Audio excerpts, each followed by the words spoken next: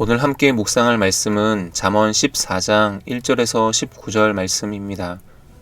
오늘의 주제를 살펴보겠습니다. 첫 번째, 지혜로운 사람은 성실히 일합니다. 두 번째, 지혜로운 사람은 자신의 행동을 살핍니다. 먼저 1절에서 8절 말씀을 통해 지혜로운 사람은 성실히 일한다라는 것을 살펴보겠습니다. 지혜로운 사람인지 어리석은 사람인지의 여부는 성실과 정직과 언어 생활을 통해 드러납니다. 먼저 본문 내용을 살펴보겠습니다.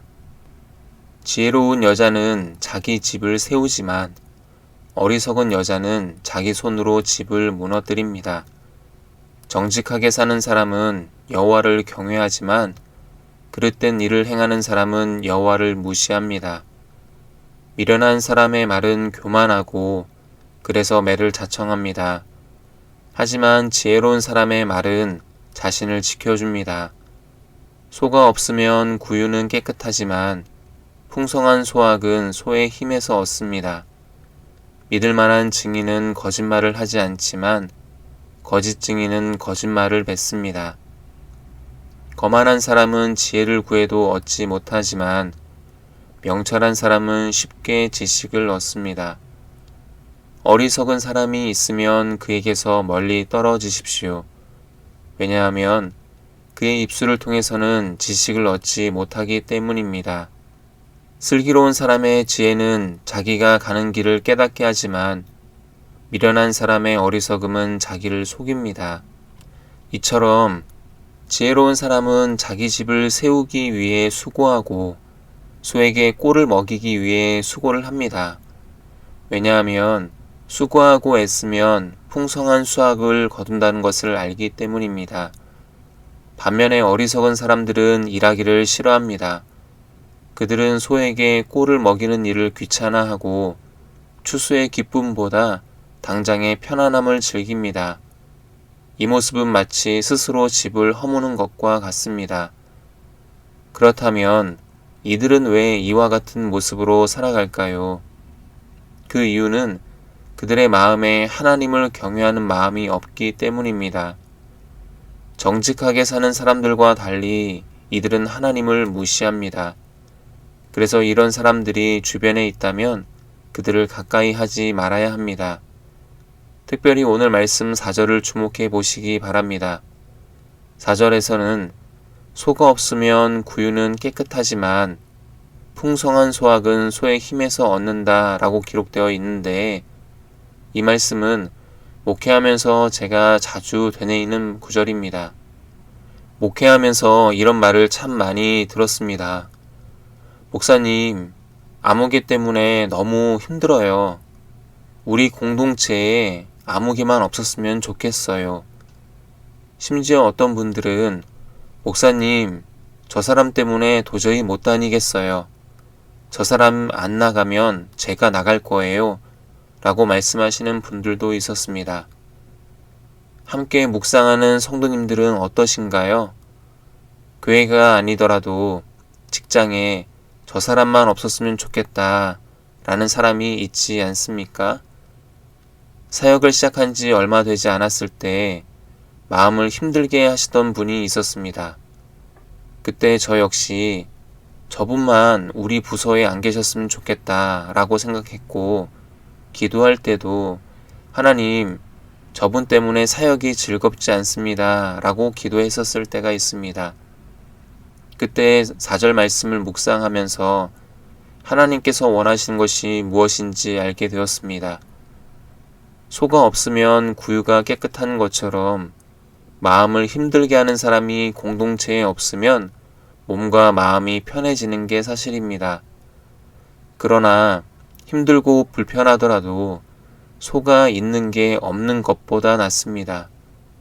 왜냐하면 소가 있으면 더 많은 열매를 거둘 수 있기 때문입니다.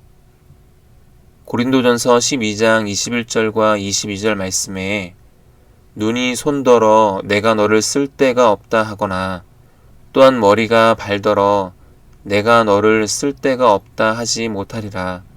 그뿐 아니라 더 약하게 보이는 몸의 지체가 도리어 욕이 나고 라고 기록된 것처럼 어느 누구도 다른 사람을 향해서 너만 없었으면 이라고 말해서는 안 됩니다. 왜냐하면 약한 그이가 도리어 공동체에 유익하기 때문입니다. 이것은 복음을 전할 때도 동일하게 적용됩니다. 전도할 때 이 사람이 우리 공동체에 어울릴 만한 사람인가를 고려하고 또 외모나 형편이나 직업이나 학벌이나 나이나 성별 등으로 적합성을 따지는 경우도 있습니다. 그렇지만 우리들은 복음을 전하는 사람들이지 하나님 나라에 적합한지의 여부를 판단하는 사람이 아닙니다. 소가 없는 깨끗한 구유보다 소에게 꼴을 먹이기 위해 수고하는 게 더 유익합니다. 묵상을 위한 질문을 드리겠습니다. 사람들이 보든 보지 않든 한결같은 모습으로 수고합니까? 내 곁에 있는 사람들을 소중하게 여깁니까? 두 번째, 9절에서 19절 말씀을 통해 지혜로운 사람은 자신의 행동을 살핀다라는 것을 살펴보겠습니다. 지혜로움의 여부는 보이지 않는 것을 대하는 태도에서 드러납니다. 먼저 본문 말씀을 살펴보겠습니다. 어리석은 사람은 죄를 우습게 알지만 정직한 사람은 하나님의 은총을 누립니다. 마음의 고통은 자기만 알고 마음의 즐거움도 다른 사람과 나누지 못합니다. 악한 사람의 집은 망하지만 정직한 사람의 집은 흥합니다. 어떤 길은 사람이 보기에 바르게 보이지만 결국에는 죽음에 이르는 길이 있습니다. 웃어도 마음이 아플 때가 있고 즐거워도 끝에 가서 슬플 때가 있습니다. 마음이 삐뚤어진 사람은 자신의 악한 행위로 말미암아 보응을 받고 선한 사람 역시 자기가 행한 선함으로 말미암아 보응을 받습니다. 어리석은 사람은 모든 말을 다 믿지만 지혜로운 사람은 자기의 행동을 살핍니다. 지혜로운 사람은 두려워할 줄 알아서 악을 피하지만 어리석은 사람은 자신만만해서 조심할 줄 모릅니다.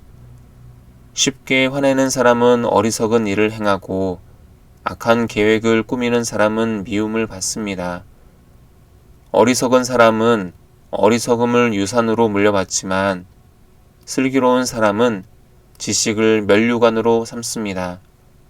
악인은 선한 사람 앞에 엎드리고 불의한 사람은 의인의 문 앞에 엎드립니다. 이처럼 어리석은 사람은 죄를 우습게 알고 악을 피하지 않으며 쉽게 화를 내고 악한 일들을 일삼습니다. 이들이 이렇게 하는 까닭은 하나님이 눈에 보이지 않기 때문입니다. 그래서 이런 사람들은 자기 마음이 이끌리는 대로 하고 결국엔 자기가 뿌린 나쁜 씨앗을 거두게 됩니다. 반면에 지혜로운 사람들은 죄를 가볍게 여기지 않고 두려워할 줄 알기에 악한 행위를 피합니다.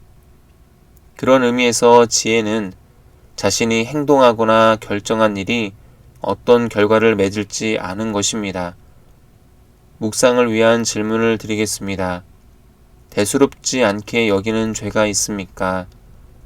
내가 보기에 바르고 좋은 길을 선택합니까? 아니면 하나님 보시기에 합당한 길을 선택합니까? 이제 오늘의 주제를 다시 살펴보고 말씀을 마무리하려고 합니다. 오늘 우리는 지혜로운 사람은 성실히 일하고 또한 지혜로운 사람은 자신의 행동을 살핀다라는 것을 살펴봤습니다. 오늘 내게 주어진 일들 가운데 성실과 정직으로 일하고 또한 행동을 살핌으로 말미암아 하나님 보시기에 지혜로운 사람 그리고 하나님께서 기뻐하시는 모습으로 살아가게 되어지기를 주님의 이름으로 축원드리겠습니다. 감사합니다.